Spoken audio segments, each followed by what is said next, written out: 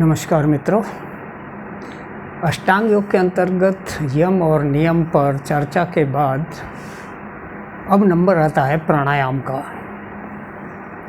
तो आज हम प्राणायाम को वैज्ञानिक स्तर पर जांचेंगे और देखेंगे कि प्राणायाम का आधार तथा व्यवहार में इसका महत्व क्या है और शरीर को स्वस्थ रखने के लिए, बुद्धि को एकाग्र रखने के लिए तथा चित्त को शांत रखने के लिए प्राणायाम का क्या महत्व है, क्या लाभ है और इसको किस प्रकार उपयोग में लाया जाए।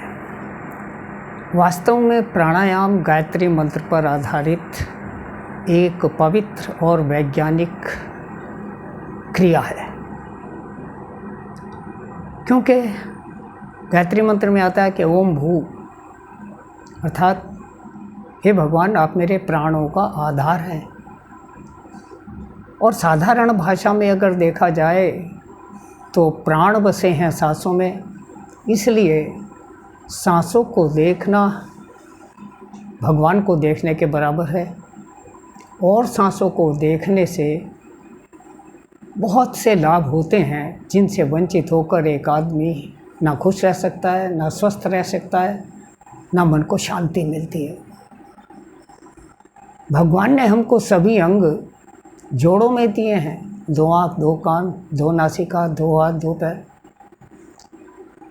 इसका भी एक विशेष महत्व है। दाईं और बाईं नासिका से अलग अलग, कभी एक नासिका से ज़्यादा सांस चलता है, कभी कम। वास्तव में टेक्निकल लैंग्वेज में अगर कहा जाए कि हमारी नासिका एक थर्मोस्टेट कंट्रोल है, जैसे फ्रिज या एसी के अंदर डिज़ायर्ड टेम्परेचर अटेन करने के बाद कंप्रेसर बंद हो जाता है या रीस्टार्ट हो जाता है, ठीक उसी प्रकार जब हमारे शरीर को जितना रक्तचाप, ब्लड प्रेशर चाहिए, जितना तापमान चाहिए, जितनी ताकत, एनर्जी चाहिए, वो जब उपलब्ध हो जाती है तो स्वतः नासिकाएं चेंज ओवर हो जाती हैं, अदल बदल कर चलने लगती हैं। दाईं नासिका चलने से जहाँ हमारा रक्तचाप बढ़ता है, वहीं बॉडी का टेम्परेचर भी बढ़ता है, एनर्जी भी बढ़ती है, गुस्सा भी आता है, काम करने को जी चाहता है और हम व्यग्र भी हो जाते हैं, छोटी सी बात पर लड़ने मरने को तैयार हो जाते हैं।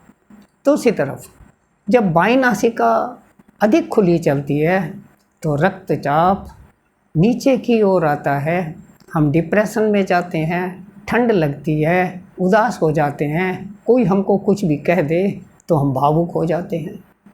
इसलिए ना दाईं नासिका अधिक चलनी अच्छी और ना बाईं नासिका, दोनों बराबर चलती हैं, तब हम बहुत स्वस्थ अनुभव करते हैं। इसीलिए महर्षि पतंजलि ने अनुलोम विलोम प्राणायाम को प्राथमिकता दी और इसके असंख्य लाभ बताए। दूसरे लाभों के अतिरिक्त जब हम अनुलोम विलोम प्राणायाम करते हैं तो बिल्कुल सम हो जाते हैं, इक्वेनिमिटी आती है और कहा गया है कि योगस्थः कुरु कर्माणि संगम त्यक्त्वा धनंजय सिद्धि सिद्धौ समो भूत्वा समत्वं योग उच्यते। जो आदमी सिद्धि में, असिद्धि में, लाभ में, हानि में, गर्मी में, ठंड में, दिन में, रात में सम रहता है, इक्वल रहता है, इवन रहता है, वो ज़्यादा सिद्धि को प्राप्त होता है और स्वस्थ रहता है, व्यग्र नहीं होता, उदास नहीं होता, उसको कोई पश्चाताप नहीं होता, वो सभी अवस्थाओं में खुश और आनंदमय जीवन का आनंद लेने में सफल होता है। इसलिए अनुलोम विलोम प्राणायाम अवश्य करना चाहिए, हर व्यक्ति को, हर महिला को, हर बच्चे को, हर वृद्ध को। 1 मिनट अनुलोम विलोम प्राणायाम करने से हम 1 घंटा स्वस्थ रहते हैं और 24 घंटे का दिन रात होता है। इसलिए लगभग 24 मिनट अनुलोम विलोम प्राणायाम अगर प्रतिदिन किया जाए तो हमें कोई व्याधि समीप नहीं आती। बेशक 24 घंटे के अंदर 24 मिनट का अनुलोम विलोम प्राणायाम एक बार ना करके 12-12 मिनट 2 बार कर लें, 8-8 मिनट करके 3 बार कर लें। टोटल 24 मिनट के आसपास होना चाहिए। इसीलिए कई योग गुरु कहते हैं कि 15 से 25 मिनट अनुलोम विलोम प्राणायाम प्रतिदिन जो व्यक्ति करता है वो सदा स्वस्थ रहता है। जब हम अनुलोम विलोम प्राणायाम करते हैं तो मन सांसों की तरफ लगता है, अर्थात बाह्य चिंताओं से मुक्त हो जाते हैं। भूत और भविष्य की चिंताओं से मुक्त होकर निर्विचार होने लगते हैं, मन शांत होने लगता है और निर्विचार होते हैं तो विचारों में जो विकार है उनसे मुक्त हो जाते हैं, अर्थात शुद्ध, पवित्र, शांत, आनंदमय हो जाते हैं। महर्षि वेदव्यास ने गीता लिखने से पहले ही प्राणायाम का महत्व समझाया है। उन्होंने लिखा है, गीता अध्ययन शीलस्य प्राणायाम परस्य च नैव सन्ति ही पापानि पूर्व जन्म कृतानि च। अर्थात गीता का अध्ययन करके अपने शील में उतारे, व्यवहार में उतारे, प्रायोगिक रूप से अपने आचरण में उतारे और प्राणायाम में पारायण हो, वह आदमी सभी पापों से मुक्त होकर स्वस्थ और आनंद में रहता है। पापों से मुक्त होने का तात्पर्य यहाँ पर यह है कि उसके द्वारा किए गए कोई भी गलत कामों का पश्चाताप उसे नहीं रहता। वह इवन कंडीशन में रहता है, समता में स्थित रहता है, सदा खुश रहता है, ना उसको कोई दुख होता ना पश्चाताप होता, और इस तरह वो सभी पापों से अर्थात दुखों से मुक्त हो जाता है। अब देखना ये है कि ये सांस जिनमें हमारे प्राण बसे हुए हैं इनको कैसे किया जाए। इसको ध्यान से देखने से, अध्ययन करने से महर्षि पतंजलि ने सैकड़ों प्रकार के प्राणायाम बताए हैं।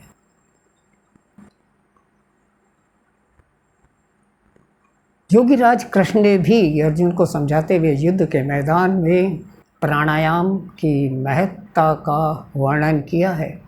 एक श्लोक में उन्होंने कहा है, अपाने जुह्यति प्राणम प्राणे अपानम तथा परे प्राणापान गतिरुद्ध्वा प्राणायाम परायणा।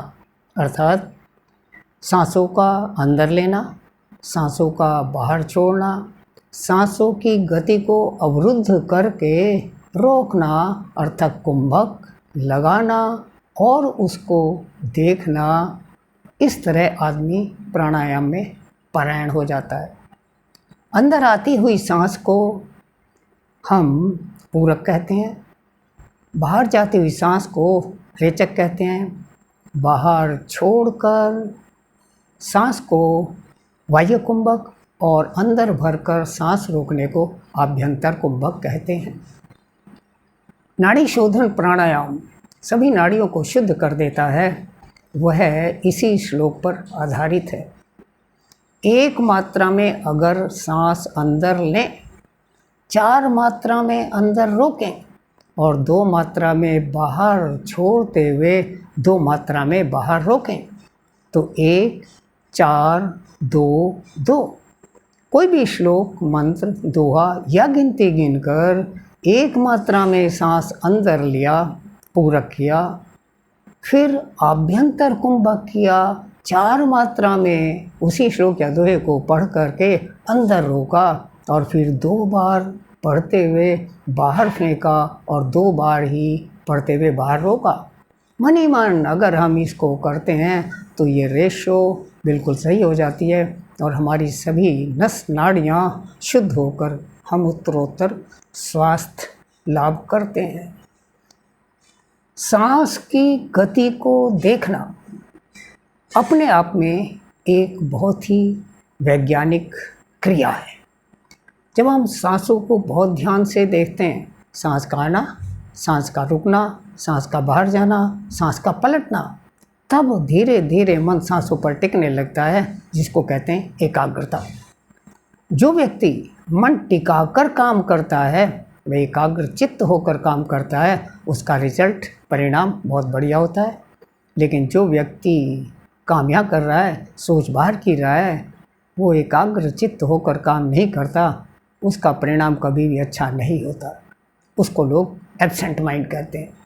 इसलिए जो व्यक्ति सांसों को ध्यान से देखने की आदत डाल लेता है, वो बहुत जल्दी कंसंट्रेट हो जाता है और हर काम का अच्छा परिणाम सामने आता है। इन सांसों को देखने को गौतम बुद्ध ने आनापान का नाम दिया। सांस का अंदर आना, सांस का बाहर आना और अपान सांस का अंदर पीना। जब आदमी बराबर सांसों को ध्यान से देखता है तो सांस लंबी और गहरी हो जाती है। लाभ क्या होता है कि एक व्यक्ति 1 मिनट में 18-20 सांसें लेता है, लेकिन वही व्यक्ति जब सांसों को ध्यान से देखता है तो सांसें स्वतः बिना कोशिश किए सिर्फ 13-14 रह जाती हैं। अर्थात जितनी ऑक्सीजन हम 18-20 सांसों में लेते हैं, वही ऑक्सीजन हम 13-14 सांसों में ले लेते हैं।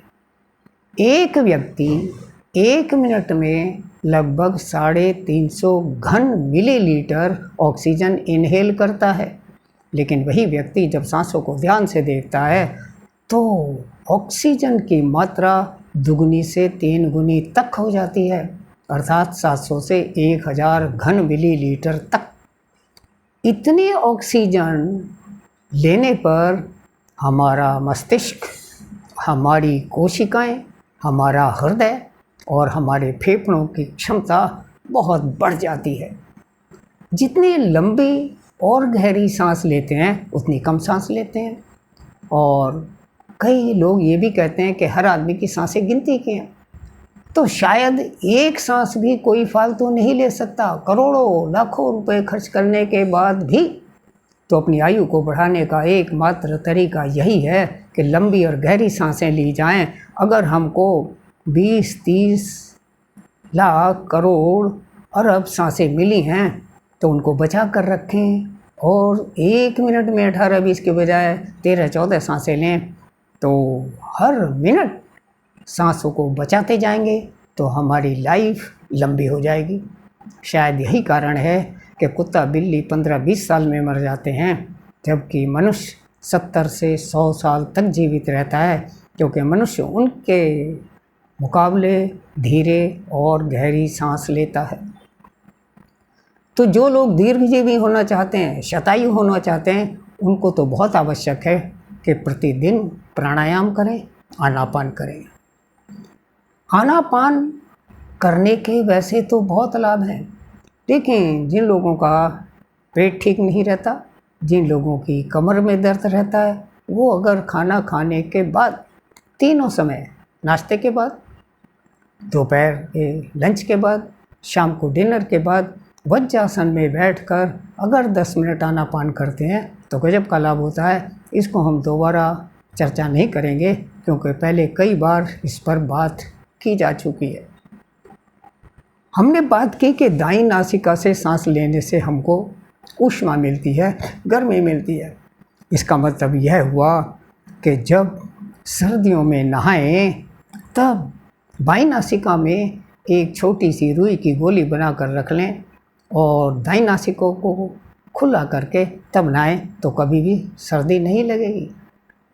अगर गर्मियों में नहाते हैं तो ऐसा करने की ज़रूरत नहीं है।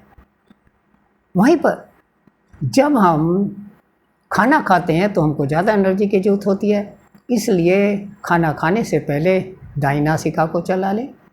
थोड़ी देर खाना खाने से पहले बाईं करवट लेटने से बायां फेफड़ा दबता है तो दायां फेफड़ा खुल जाता है और दाईं नासिका शुरू हो जाती है। खाना खाते समय दाईं नासिका चलती है तो खाना अच्छी तरह हजम होता है। वहीं पर जब हम प्रार्थना के लिए, स्तुति उपासना के लिए बैठते हैं, तब अनुलोम विलोम प्राणायाम करके बैठें तो ना उदासी रहे, ना चंचलता रहे, सम अवस्था में बैठकर करेंगे तो जल्दी सिद्धि प्राप्त होगी। मूत्र त्याग के समय अगर दाईं नासिका को बंद करके तब हम मूत्र त्याग करते हैं तो हमारे शरीर की गर्मी बाहर नहीं निकलती। रात को खाना खाने के समय और उसके बाद सोने के समय अगर बाईं करवट डेली सोते हैं तो हमको 2 लाभ होते हैं।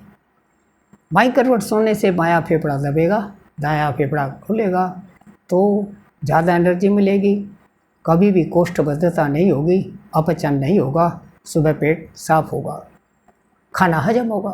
दूसरी बात, दिन की तासीर गर्म और रात की तासीर ठंडी होती है। अगर रात को बाईं करवट सोते हैं तो दाईं नासिका चलेगी और रात की जो ठंडी तासीर है वो हमको कोई नुकसान नहीं पहुंचाएगी। इसके विपरीत दिन की तासीर गर्म है तो दिन में जब आराम करें तो दाईं करवट लेटें ताकि दिन की गर्मी से बचे रहें। कभी भी आपको ज़्यादा गर्मी सता रही है तो दाईं नासिका बंद करके बाईं नासिका से थोड़ा सांस लें, गर्मी दूर हो जाएगी।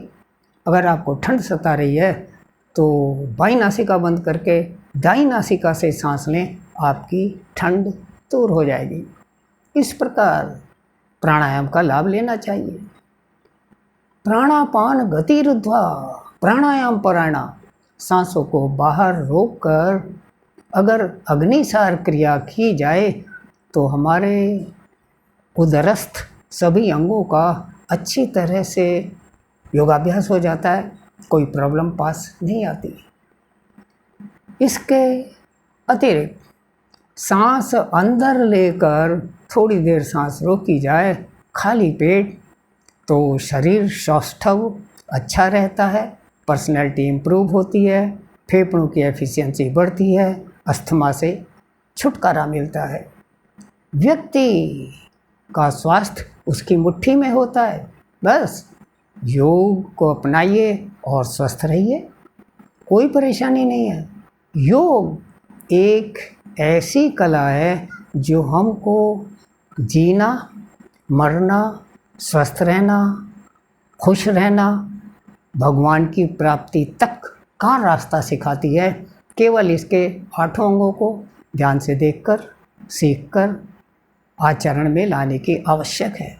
8 अंग, यम नियम, पवित्रता और व्यवहार कुशलता, आसन, शरीर सौष्ठव, प्राणायाम, दीर्घायु, प्रत्याहार, दुनियादारी के झमेलों से बचकर अंतर्मुखी होना, धारणा, मन को एकाग्र करना, ध्यान,